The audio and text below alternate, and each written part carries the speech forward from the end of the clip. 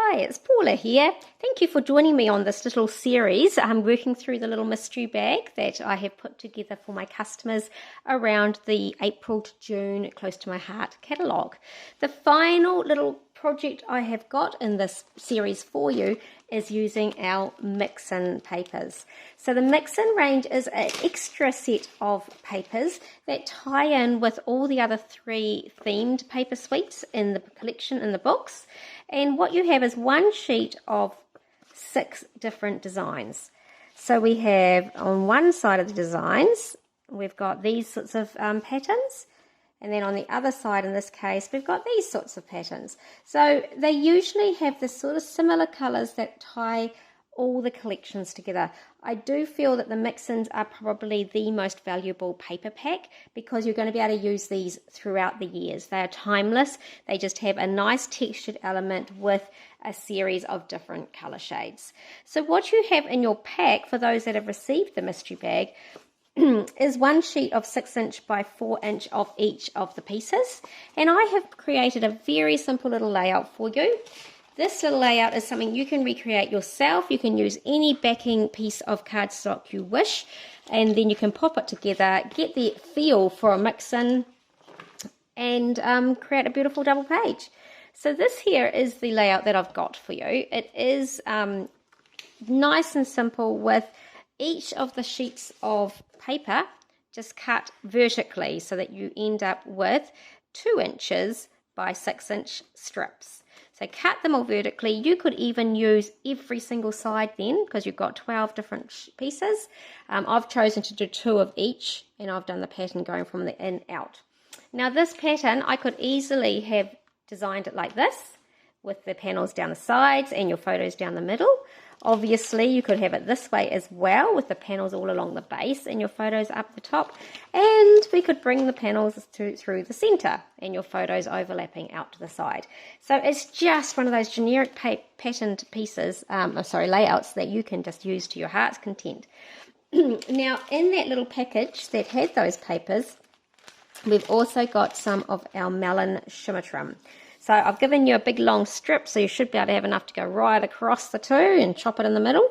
This has got a sticky back, so you just need to peel back the clear piece at the back, peel it off, and it will be sticky, so you can stick it straight down.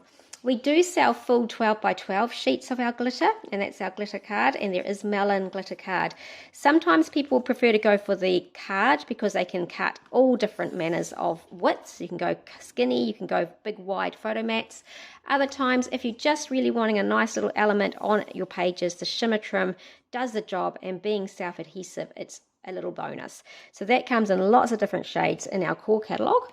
This one is the melon. Then I also pre-stamped for you using the stamp set we looked at in the previous project, the one for Hey Handsome. I've pre-stamped one of these little titles. So that's where I got the title that went down there. And then I've also pre-stamped for you the gorgeous bouquet that comes as a standalone stamp in our new catalogue. So this bouquet does come with a die as well. I got it just as a stamp set, but you can get it with a die. I can have fussy cut it out a few times already, so I wonder why I didn't get the die cut, but that was what I chose to get at the time. So this is the element that I've got sitting over here, coloured in beautifully.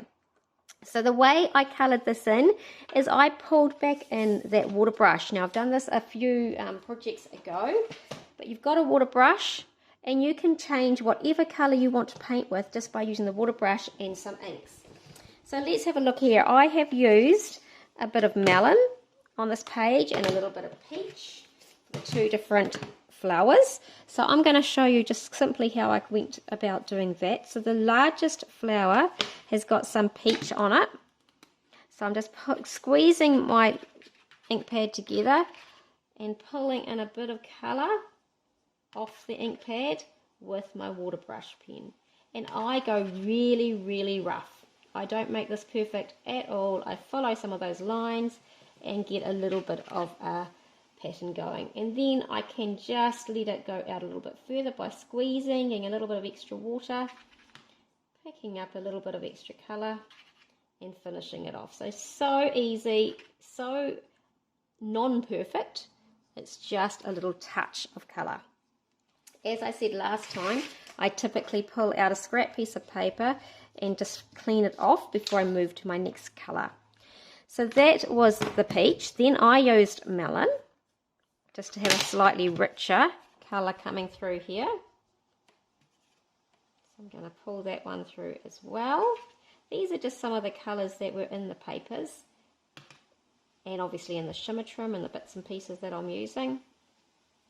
So rough. I actually prefer it to be rough than to be perfect, but everyone has their own style with colouring in. So that's that one done. Then I can pull out another colour, and in fact in this case I did pull in a lighter shade because we had some dark greys in our paper, but I chose to pull out periwinkle just to be a little different. So that's what I pulled in for my third flower, large flower. So I'll pop this colour coming through here. And I tend to do the darker patches coming from the centre and then let it go a lot softer out to the edges. So that's that one done. And then I also did a little bit of Seabrook.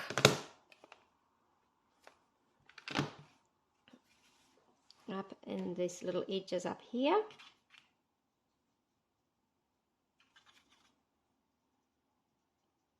Really pretty colour, Seabrook. I love Seabrook. And the last one I did do too was the mist. I do quite like the fact that we've got a little bit of mist we can pull in, because it is a deeper bluey green, and that kind of just ties everything together really nicely. But I only do this for the smaller flower. So that's how I got my little coloured in piece, and of course I've coloured in the centres as well, and in this case I've used a bit of Sundance. You could use any sort of goldy yellow or browny tones that you've got, and that just pulls a little bit of life to these flowers. And that's probably enough there. Nice and easy. I simply finish that off by doodling around the edges of that piece, and then doodled around the edges of my photo mats. Now I've also pulled in a few photo strips. I love our sticky photo strips that we now have available to us. They are really easy to work with. They come in a couple of different widths, and they are sticky. So you're just going to literally write your story and stick them down. So very, very easy, less fuss than what we used to have to do. So there you go. That is the final project of the mystery bag series. I hope you've enjoyed seeing some of these different projects and seeing how easy it is to put the projects together. They are just a chance for you to get started using the tools and getting started with what is in the brand new catalogue. Of course, you have got a lot of other creative options, and you might really, really love a particular item and think it's worth getting into your kit, and you can explore further with them. Thank you for joining me. I've thoroughly enjoyed doing this little series with you. So see you again soon.